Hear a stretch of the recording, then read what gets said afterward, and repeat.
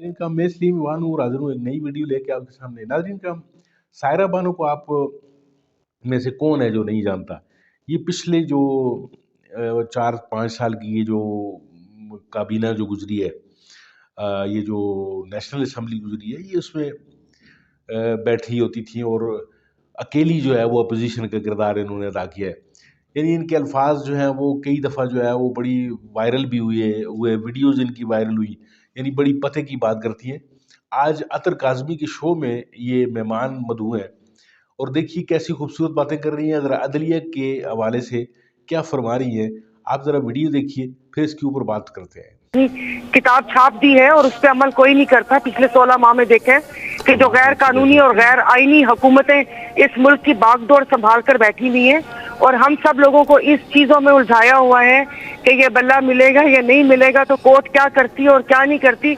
मसला ये है कि जिस वक्त कोई बुरा लगना शुरू होता है तो हमारी हिंदुओं में मिसाल है कि उसकी की भी का लगती है, तो बात फिर वही मकबूलियत, कबूलियत और मजलूमियत, अब एक और आप कर लीजिए कि इन तीन के बीच में फंसी हुई है। आप अगर कबूल हैं तो आपके लिए आइन, कानून, सारी चीजों में से शिक और सब सुकुम निकल आते हैं। अगर आप कबूल नहीं है तो फिर उसके बाद वो कहते हैं ना कि कोई हट्टी पे बैठा हुआ माजा भी एप्लीकेशन देता है तो उसके ऊपर भी सुनवाई हो जाती है और फौरन आपका केस संपर्क जाता है कि ये इस पे सुना जाएगा।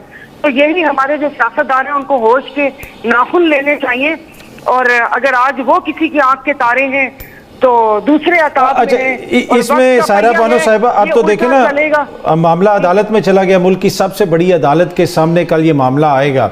अगर पाकिस्तान तहरीक इंसाफ को बल्ला मिल जाता है तो फिर तो मेरा नहीं ख्याल कि आप समझती हैं कि नून लीग और दीगर जमातें इस पोजीशन में होंगी कि तनकीद कर सकें, क्योंकि काजी साहब के हवाले से जो उनका मौक़िफ़ है, पहले जो पिछले चीफ जस्टिस थे उनके ऊपर तो वो तनकीद करते थे, लेकिन अब तो किसी को कोई गिला शिकवा नहीं है। अगर अब बल्ला मिल जाता है तो क्या फिर आपको लगता है कि फिर भी तनकीद की जाएगी? तो साहब हम तो वो शिकवों वाली कौम है, हमारे तो मिसालें भी ऐसी हैं कि आज तक घूमते हुए हिलती क्यों हो। तो अगर बल्ला मिलने से एक पार्टी खुश होगी तो दूसरों को चक्कर आना शुरू हो जाएंगे और उसके बाद ये सारा होगा।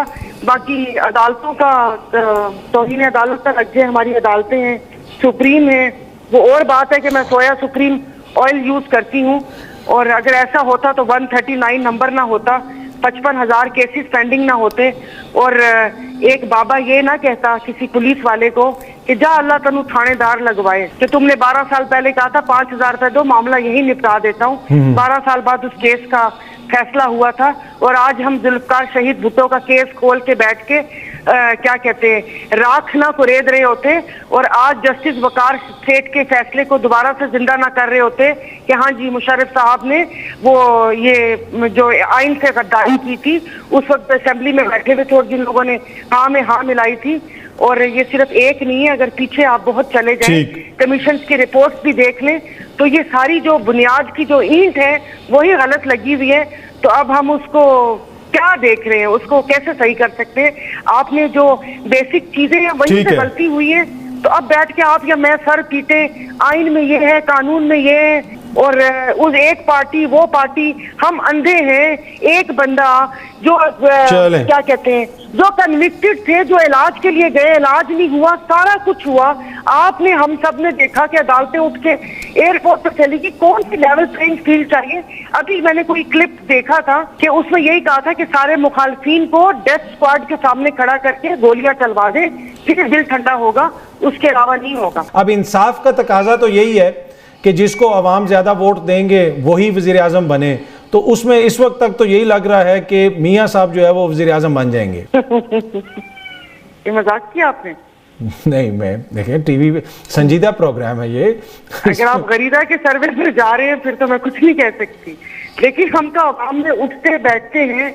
मैं इस वक्त यहाँ गाँव में बैठी हुई हूँ, यहाँ पर लाइट भी नहीं है, भी है और लाइट नहीं है, और सोलर भी सही काम नहीं कर रहा, और आप देख रहे होंगे पीछे सारा कुछ, कि देख लीजिए कि जहाँ पर लाइट भी सही तरीके से देने के काबिल नहीं है, यहाँ पर बैठ के भी यहाँ पर क्या हो रहा है कि यहाँ पर भी लोगों को शऊर आया हुआ है कि ही चाहे कि इलेक्शन साफ है अभी। मैंने कहा नहीं अभी।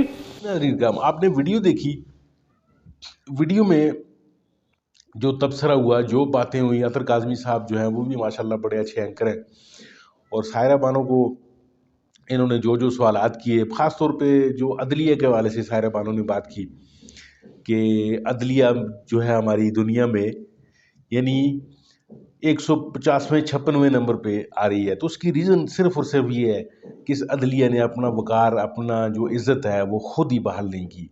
ये हर जो डिक्टेटरों के जो आलाकार बनते रहे हैं, इन्होंने मुशर्रफ की जो असम्बलियाँ उनको भी जायज़ करार दिया, इन्होंने